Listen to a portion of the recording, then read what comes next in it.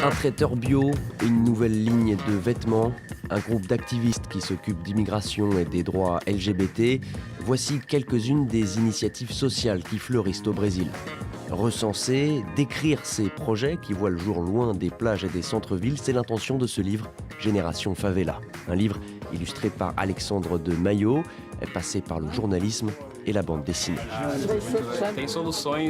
Il y a des solutions et des initiatives qui viennent du monde de l'art et de la culture qui marchent vraiment dans les favelas. Il y a une génération très artistique, très créative, qui a besoin de se faire entendre et à qui on doit donner la parole.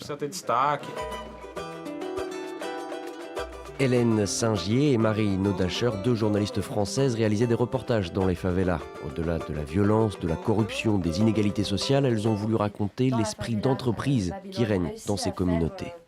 J'ai vu par exemple une ancienne employée domestique commencer son projet d'entreprise de cuisine et de gastronomie. Elle avait des petits couteaux, des planches à découper et rien d'autre. Maintenant elle a un logo, elle emploie des gens, elle voyage dans le monde entier. Il y en a certains qui maintenant sont candidats aux élections dans leur quartier, ce qui n'était pas le cas il y a 6 mois. À Rio ou Sao Paulo, les favelas rassemblent jusqu'au quart de la population. Et malgré les initiatives positives, c'est surtout le trafic de drogue et la violence policière qui restent associés à ces cités. Une réputation qu'Alexandre de Maio cherche à défaire.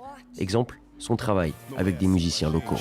Nova operação policial leva a alma de inocente, deixa a criança ferida, com bala perdida, mais punição como medida. Revelando incompetência, tem o complemento no Je me suis toujours dit, dans la vie, je ne veux pas seulement dessiner des super-héros. Je veux utiliser la BD pour parler des problèmes sociaux au Brésil, pour mettre en lumière ce qui doit vraiment être résolu. Et l'art a ce pouvoir de mobiliser les gens et de provoquer le débat. Débattre plutôt que combattre, c'est tout ce dont le Brésil, qui fait face à une grave crise politique, a besoin. Les moyens du ministère de la Culture ont été considérablement réduits. L'avenir de l'art brésilien, littérature comprise, est aujourd'hui incertain.